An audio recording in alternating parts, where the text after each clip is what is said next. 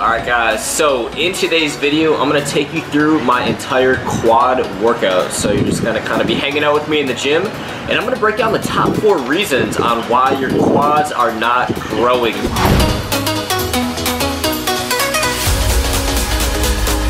I took a lot of effort in thinking about the content of this video because I am not blessed when it comes to quad development, and I've had to work really hard to have, in my opinion, well above average quad development. I still have a long way to go on my legs, and I'm working really hard.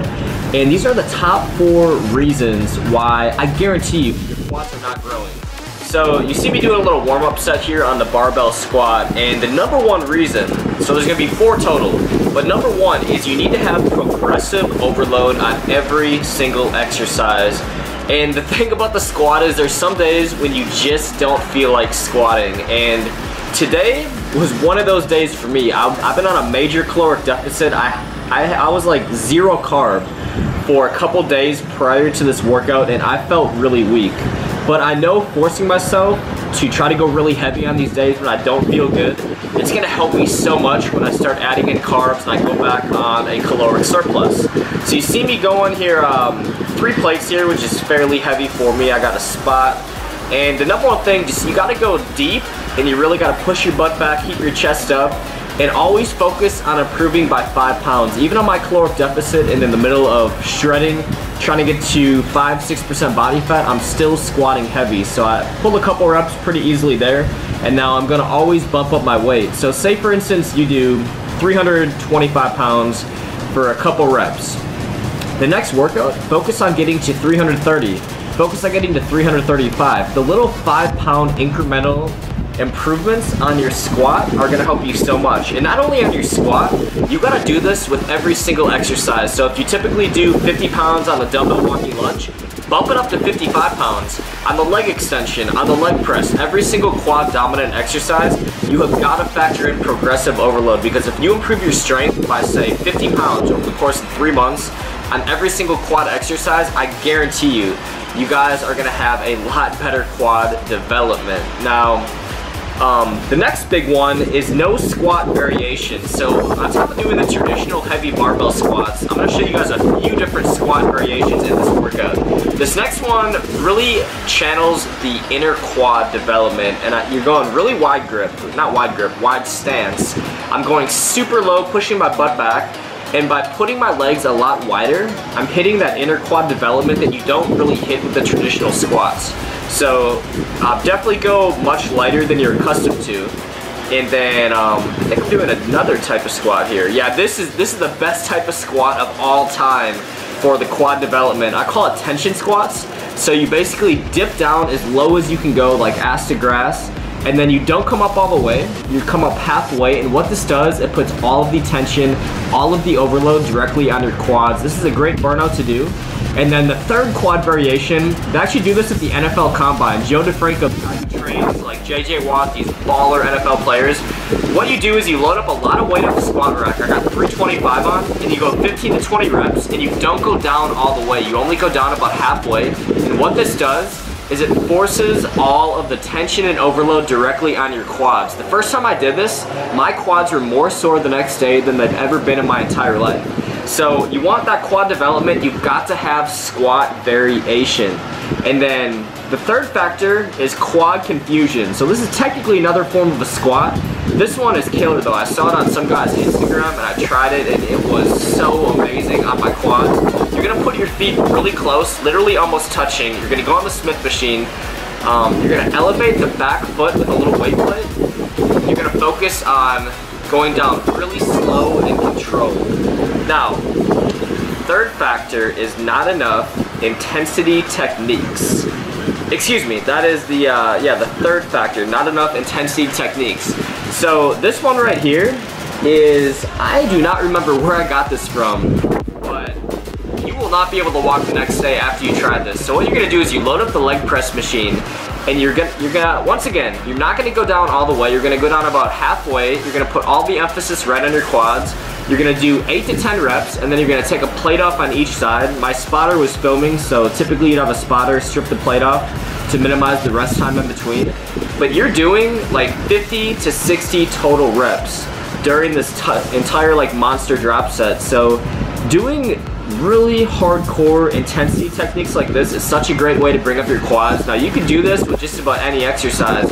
You could do this with the leg extension. You could do this with what's that exercise? The dumbbell step-ups, just dropping the weight and doing different dumbbell variations. You can do this with so many different exercises. And the last exercise that I do, you guys, holy shit, like when I tried this, it seemed so easy. But when I tried it, it was so intense on my quads. I actually got it from Jeremy Buendia.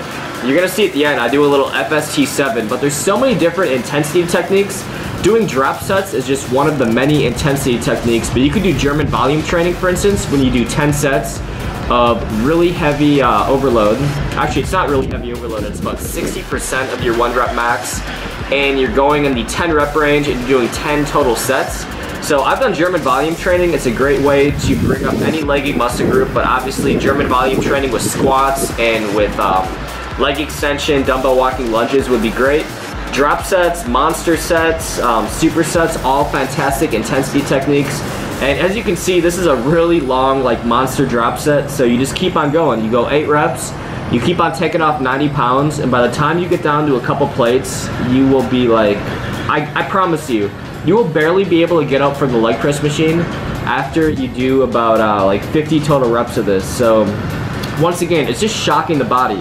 So we're doing the heavy progressive overload. We're doing different squat variations to work out different parts of our thigh, because the thigh is such a large muscle group. We have our inner thigh, we have our outer thigh, we have the main like teardrop of the thigh. So doing those squat variations are really gonna help. And then factoring in the intensity techniques, the drop sets, the FST7, and then the quad confusion, just doing new exercises like that really close stance Smith machine squat was a brand new exercise that I had never tried before. And I felt it, like, I felt this deep burn directly in my quads that I could never feel doing a squat.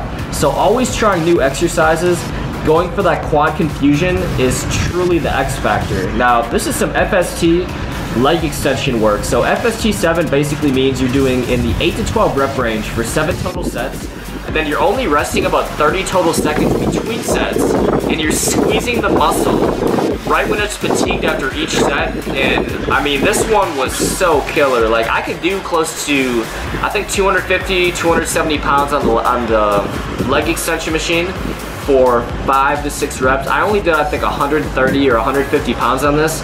I'm squeezing the shit out of my quads here at the top, and then minimize those rest times. That's such a great way to bring up any leggy muscle group, is just intensity and minimizing the rest times between sets. So FST7 is something Jeremy Buendia does, it's something Phil Heath does, and obviously they're at the top of the world in what they do. And I can see why, because training like this is really intense. Most guys can't do it, but if you can push yourself to do FST7 on your quads, I guarantee you, you're gonna bring them up in a very short period of time. So just a quick summary. This is the last, I believe this is the last exercise I'm gonna show you in my quad workout. So number 1, you gotta hit the heavy progressive overload. Every single exercise has got to be tracked with heavy progressive overload. Obviously you're doing your squats, but your squat variations, your dumbbell walking lunges, your leg presses, every single quad exercise, you've gotta have heavy progressive overload. Keep track in that workout log. Number 2 is a squat variation. I showed you guys 4 different types of squat variations in this video. There's so many different ways to work on your quads, so many different squat variations, so definitely try them all out. Even include them all in the same workout. Just shock your body into growth. And then number 3 is the intensity techniques. Drop sets. FST7 is what you see me doing right here. The monster drop set, what I did on the leg press machine. Supersets. These are all fantastic intensity techniques. Last but not least, German volume training. Pick one, stick with it for a month, rotate it out the next month, and you guys are gonna have a lot of results. And then number 4 is quad confusion. New exercises every single workout. So for me, using the Smith machine on those tension squats with my feet really close was a different way to work my quads than my body has ever been accustomed to. And I felt it the next day. Wow. Alright guys, thank you so much for watching today's video. I really want to help you guys bring up your legs. Nobody likes chicken legs. I used to be a dude who skipped leg day, and I'm really focusing hard on bringing up my legs. And I wanted to give you guys a really informative video on the top 4 reasons why your quads probably aren't growing. If you have any questions whatsoever, let me know what you thought of it in the comments below. I'll definitely look over each and every single question and help you guys out. And if you're looking for more tips and information on how to bulk up and gain lean muscle mass, head on over to weightgainmethod.com. Thanks guys.